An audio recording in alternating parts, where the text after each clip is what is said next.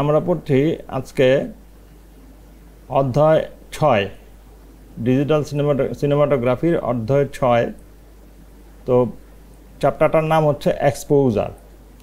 Exposure জিনিসটা কি? Exposure হচ্ছে বিষয়বস্তু থেকে প্রতিফলিত হয়ে যে পরিমাণ আলো লেন্সের মাধ্যমে ক্যামেরার অভ্যন্তরে অবস্থিত আলোক সংবেদনশীল মাধ্যমে এসে পড়ে, তাই এক্সপোজার। সেটা যদি হয় তাহলে সেইটা তিন রকম। একটা হচ্ছে ওভার এক্সপোজার, একটা হচ্ছে আন্ডার এক্সপোজার, একটা নর্মাল এক্সপোজার। আমরা এই তিনটা এক্সপোজার বুঝি। জিনিসটা আসলে কি এইটা প্রথমে বুঝেন যে এক্সপোজার জিনিসটা হচ্ছে আলোর পরিমাণটা, সব কিছু মিলে যেই পরিমাণ আলো ওই যে ভিতরে যে এই সেন্সরটা থাকে সেই সেন্সরে যেই পরিমাণ আলোটা পড়ে সেটাই হচ্ছে এক্সপোজার।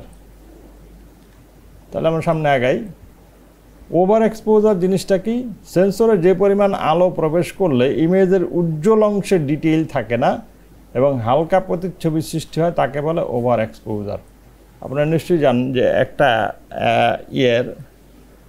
দৃশ্যের দুইটা জিনিস থাকে, একটা হচ্ছে অন্ধকার দিক থাকে আর একটা হচ্ছে আলোকিত দিক থাকে। এখন যদি ছবিটা তোলার ফলে ছবিটা যদি প্রচুর আলোকিত হয় এবং তাতে করে যেই সাদা আলোকিত অংশটা থাকে সেটা একেবারে সাদা হয়ে যায়, তখন সেটার বলে ওভার এক্সপোজার। ওই অংশটাতে আর কিছুই দেখা যায় না, শুধু সাদা হয়ে থাকে। এবং ওভার এক্সপোজার হলে ওইটা আসলে দেখা যায় না। তো ওভার এক্সপোজারের পরে আমরা বুঝতেছি আন্ডার এক্সপোজার। সেন্সরে যে পরিমাণ আলো প্রবেশ করলে ছায়াপূর্ণ অংশে ডিটেইল থাকে না এবং ঘন কালো প্রতিচ্ছবি সৃষ্টি করে, তাকে বলে আন্ডার এক্সপোজার। মানে আলো কম হলে এটা হয়, মানে আলো যখন কম ঢুকছে সেন্সরে তখন যে জায়গাটা ছায়া আছে সেই জায়গার ডিটেইল থাকে না এবং ওখানে কালো হয়ে যায়, তখন ওটা দেখা যায় না। ওরা আন্ডার এক্সপোজার। আর নর্মাল এক্সপোজার হচ্ছে যখন ইমেজের উজ্জ্বল এবং অন্ধকার অংশের ডিটেইল একসঙ্গে উপস্থাপন করে, তাকে বলে নর্মাল এক্সপোজার। মানে আপনি যখন ইমেজের আলোকিত অংশ এবং অন্ধকার অংশ দুইটা অংশই একেবারে পরিষ্কার দেখতে পাবেন, তখন সেটা নর্মাল এক্সপোজার। কিন্তু একটা কথা আছে এখানে, যে তিনটা এক্সপোজার আমরা কিন্তু প্রথমেই বলবো যে হ্যাঁ এই তিনটা এক্সপোজারের মধ্যে মানে সবচেয়ে ভালো নর্মাল এক্সপোজারটা। না রে ভাই, এখানে ভালো মন্দের কিছু নাই। এখানে সবগুলো এক্সপোজারই আমাদের কাজে লাগে এবং সিনেমাতে সব ধরনের এক্সপোজারই কাজের জিনিস, কোনোটা বাদ দেওয়া যাবে না। এটা নির্ভর করে কিসের উপরে? চিত্রনাট্য, গল্প, চরিত্রের মেজাজ, বৈশিষ্ট্য, লোকেশন, পরিস্থিতি, নির্মাতার রুচি ও শিল্পবোধের উপর। আচ্ছা, আমি জাস্ট আমার নিজেরই একটা কাজ দেখাই, তাহলে আপনারা বুঝে যাবেন জিনিসটা আসলে কীভাবে ওয়ার্ক করে। এখানে দেখেন, দেখেন একটা আমার নিজের একটা শর্ট ফিল্মের একটা সিন। এখানে যেই ছেলেটাকে দেখতে পাচ্ছেন ও হচ্ছে আন্ডার এক্সপোজ, কিন্তু মানে এটা এই জন্য না যে আমার মানে ক্যামেরাতে আসলে উজ্জ্বল ছবি তুলতে পারে না, তা নয়, কিন্তু এটা প্ল্যান করেই এই লাইটটা করা হয়েছে। এবং লাইটটার আরেকটা বৈশিষ্ট্য হচ্ছে ওর চেহারাটা অন্ধকার করে রাখছে। এটা ইচ্ছা করে করা, যে চেহারাটা এই এরকম যেন অন্ধকার হয়ে থাকে, কারণ ওর ক্যারেক্টারটা নেগেটিভ ক্যারেক্টার। নর্মালি সিনেমায় যে একটা লাইট করা হয় বা আন্ডার এক্সপোজ, ওভার এক্সপোজ করা হয়, এইটা একটা প্ল্যান থেকে করা হয়, যে এই কারণে করা হয়। তো দেখেন এখানে এই যে দৃশ্যটা, ওর হাসি, ওর চেহারা, ওর ঢং, ঠিক আছে, এগুলো আন্ডার এক্সপোজ ইচ্ছা করে করা হয়েছে। তো এই যে আপনি যখন একটা জিনিস ব্যবহার করবেন সেটার একটা কারণ থাকবে, অনর্থক তো করবেন না, কারণ থাকবে, কারণ ছাড়া আপনি করবেন না। তো সেক্ষেত্রে আপনার সব ধরনের এক্সপোজারই ব্যবহার করতে হবে, কাজে লাগবে আসলে। তারপরে যাই, এখন এক্সপোজার করতে হইলে তিনটা জিনিস, বেসিক্যালি তিনটা না, অনেকগুলি জিনিসই লাগে। এখানে তিনটা জিনিস আলোচনায় আছে, আমি বাকিগুলি আলোচনা করে দিব, সমস্যা নাই। প্রথমে আমরা দেখব যে আসলে লেন্সে দিয়ে আলো ঢুকতে হবে এবং সে আলোটা নিয়ন্ত্রিত হইতে হবে। এবং অ্যাপারচার জিনিসটা কি? এই লেন্সের ছিদ্রপথটা যেখান দিয়ে আলোটা ঢোকে, এটা অ্যাপারচার। এবং অ্যাপারচারের একটা বৈশিষ্ট্য হচ্ছে এটা ছোট বড় করা যায়।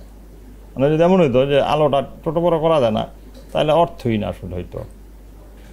ছোট বড় করা যায়।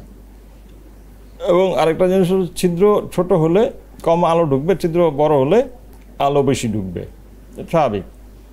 তো যখন আলো বেশি ঢুকবে তখনকার চরিত্র, আর যখন আলো কম ঢুকবে তখনকার চরিত্র এক নয়, দুই রকম ছবি ওঠে।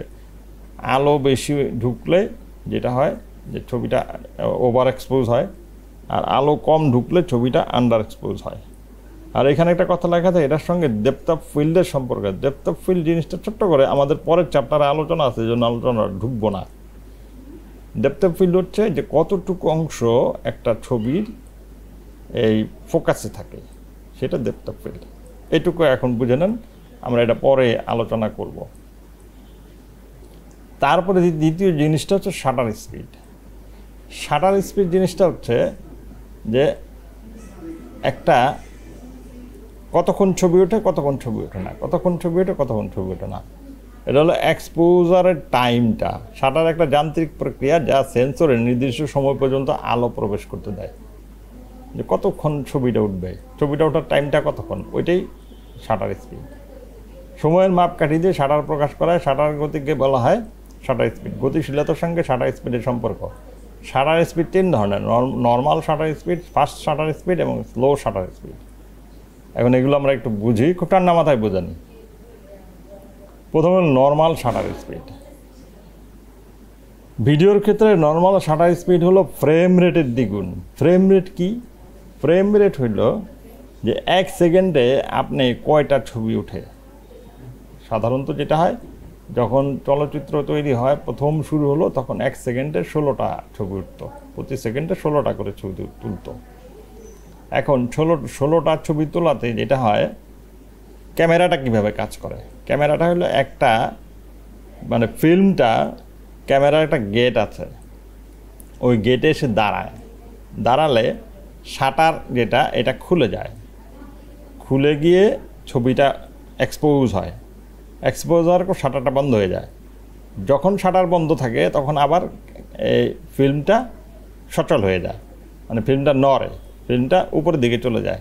তার পরের মুহূর্তে আবার শাটার খুলে যায়। শাটার যখন খুলে যায় তখন ফিল্মটা দাঁড়ায়, স্থির হয়ে থাকে, তখন ওই অংশটা এক্সপোজ হয়, মানে ছবিটা ওঠে। তারপরে আবার শাটারটা বন্ধ হয়ে যায়, তখন ফিল্মটা নড়ে, মানে উপর দিকে চলে যায়। মানে যখন শাটার বন্ধ তখন ফিল্মের যে রোলটা তখন ঘোরে। আর যখন শাটার ওপেন, খোলা, আলো ঢুকছে, তখন কি করে? তখন ওটা স্থির হয়ে থাকে, যাতে ছবিটা তুলতে পারে, ছবিটা তো উঠবে না। তার মানে 1 সেকেন্ডে এটা কতবার ঘটে? আগে ঘটতো 16 বার, আর এখন ঘটে 24 বার। 24 বার কেন? ওই যে সাউন্ডের সঙ্গে মেলানোর জন্য। তাহলে এখন আমাদের ব্যাপারটা হচ্ছে, দেখেন, একদম ঠান্ডা মাথায় বুঝেন জিনিসটা, যে আপনার একবার কী হইলো, একবার শাটারটা বন্ধ হইলো, একবার শাটারটা খুললো, বন্ধ করলাম, খুললাম, একেবারে জানলা লাগানোর মতো। জানলা লাগাইলাম, জানলা খুললাম, তাহলে ঘটনা দুইটা, কিন্তু একটা লাগাইলেন, একটা খুললেন। তাহলে সেক্ষেত্রে আপনার একবার কাজ করতে হবে লাগানোর জন্য, আরেকবার কাজ করতে হবে খোলার জন্য। আপনি একবার লাগাইবেন, আরেকবার খুলবেন, এটা স্বাভাবিক। তো সেক্ষেত্রে আপনি লাগানোর জন্য একবার নড়াচড়া করবেন, আর খোলার জন্য একবার নড়াচড়া করবেন। তার মানে হলো, ফ্রেম যদি একটা যায়, তাহলে শাটার একবার বন্ধ হবে, শাটার আরেকবার চালু হবে, তাহলে শাটার দুইবার কাজ করবে। এই জন্য একটা ফ্রেমের জন্য শাটার হবে দ্বিগুণ, মানে শাটার দ্বিগুণ কাজ করতে হবে। এখন শাটার জিনিসটা কিভাবে কাজ করে একটা ছবি দেখাই, তাহলে বুঝবেন জিনিসটা। এই হচ্ছে শাটার, মেকানিক্যাল শাটার যেটাকে বলে। এইরকম চেহারা জিনিসটা, একটা অর্ধবৃত্তের চাকতির মতো, এবং এইটা ঘোরে। এটা যখন এই দিক দিয়ে ঘুরে এসে এই যে গেটটা যখন বন্ধ করে দেয়, তখন হইল আর ছবি ওঠে না, তখন ওই ফিল্মটা চলে। আর এটা যখন ঘুরে এসে এই পাশে থাকে, যেই অবস্থা এখন আছে, তখন আলোটা ফিল্মে পড়ে, এবং আলোটা তখন ফিল্মে পড়ে বলেই তখন ফিল্মটা এক্সপোজ হয়। এবং এই ঘটনাটা 1 সেকেন্ডে ঘটে। এই ফিল্মটা এক্সপোজ হওয়ার ঘটনাটা ঘটে হইল 24টা ফ্রেমে, এবং তার জন্য এই চাকতিটা ঘুরতে হয় কয়বার? একবার বন্ধ করার জন্য ঘুরতে হয়, একবার চালু করার জন্য ঘুরতে হয়। তাহলে ঘুরতে হবে কয়বার? 48 বার ঘুরতে হবে, দ্বিগুণ ঘুরতে হবে, নাহলে তো এটা 24 বার পারবে না। একবার বন্ধ করার জন্য ঘুরবে, একবার চালু করার জন্য ঘুরবে। এই সিম্পল বিষয়টা যদি আপনি বুঝে নেন তাইলে আপনি বুঝতে পারবেন যে কেন নর্মাল শাটার স্পিড কেন 48। এই যে দেখেন, যেমন frame rate 24 second per second হলে শাটার স্পিড 1:48 হবে, 48 হবে, ঠিক আছে? এটা নর্মাল শাটার স্পিড। এবং এটার মোশন ব্লার জিনিসটা কি, যে যখন কোনো সচল ছবি তোলা হয় তখন সেটা এই ধরনের একটা অস্পষ্টতা তৈরি হয়। এই যে দেখেন একটু অস্পষ্ট, এইটাকে বলা হয় মোশন ব্লার। মোশন ব্লারটা এই জায়গায় বলে। এবং এই অস্পষ্টতাও দরকার আছে, আবার স্পষ্টতা। এই জায়গায় একদম উপরের ছবিটা দেখেন, যখন 500 আছে শাটার স্পিড 1/500, তখন একদম ছবিটা একদম ফকফকা পরিষ্কার। আর যখন 1/2 আছে, মানে শাটার স্পিড অনেক কম, তখন ছবিটা ঘোলা। এবং এই ঘোলা ছবিও দরকার আছে, আমার ওই একেবারে চকচকা ছবিটাও দরকার আছে। কারণ চলচ্চিত্র হচ্ছে খুবই ক্রিয়েটিভ মিডিয়া, নানা ধরনের পরিস্থিতির জন্য নানা ধরনের ছবি তুলতে হবে। তাইলে এখন এই ফার্স্ট শাটার স্পিডটা কি, এই উপরেরটা, মানে যখন আপনি মানে শাটার স্পিড যখন আপনি এই ফ্রেম রেটের থেকে অনেক শাটার স্পিড বাড়িয়ে দেবেন, তখন সেটা ফার্স্ট শাটার স্পিড। এবং ফার্স্ট শাটার স্পিড কেন দিবেন? গতিশীল বস্তুর ভিডিও করার জন্য এই শাটার স্পিড। ধরুন যদি আপনি স্লো মোশন করেন, স্লো মোশন করলে কী হয়, ফ্রেম রেট প্রচুর বাড়ে। স্বভাবতই আপনি ফ্রেম রেট যত বাড়াবেন মিনিমাম তার দ্বিগুণ আপনি শাটার স্পিড রাখতে হবে। মানে ফ্রেম রেট বাড়বে, ফ্রেম রেট যদি 24-এর দিকে আপনি 60 করেন স্লো মোশন করার জন্য, মানে আপনি 60 ফ্রেম রেটে 1 সেকেন্ডে 60টা ছবি উঠবে। এবং তারপরে সেটাকে কমিয়ে এনে আপনি কী করবেন, 30টা বানায় ফেলবেন এডিটিং টেবিলে। তখন যেটা হবে, তখন এটা স্লো দেখা যাবে, স্লো মনে হবে। স্লো মোশন দেখবেন যে গানে বিভিন্ন জায়গায় স্লো মোশন দেখানো হয়, এই স্লো মোশনগুলি এইভাবে করা হয়। মানে অনেকগুলি ফ্রেম 120 ফ্রেমে তোলা হলো, মানে এই ফ্রেম রেট 120টা একটা সেকেন্ডে তুললাম। ওটাকে যখন আমি 120-এর জায়গায় অর্ধেক করব, 60 করব, 60-এর জায়গায় অর্ধেক করে কী করবো, 30টা করব। তাহলে 30টা করলে তখন সেটা স্লো হয়ে যাবে। তাহলে সেক্ষেত্রে যখন আমি 120 দিব, তখন আমার শাটার স্পিড কত হবে, মিনিমাম 240 ফার্স্ট শাটার স্পিড দিতে হবে। এবং তার বেশি দিলেও সমস্যা নেই, নর্মালি মানে দ্বিগুণ রাখে। আবার যখন আপনি এই স্লো শাটার স্পিড, মানে আপনার ফ্রেম রেটের চেয়ে শাটার স্পিড কমায় ফেলবেন, তখন সেটা বেশি সময় ধরে শাটার খোলা থাকে, এটা বলে স্লো শাটার স্পিড। এবং স্লো শাটার স্পিডে কী হবে, এই ধরনের মোশন ব্লার হবে, এই ধরনের ঘোলা দেখা যাবে।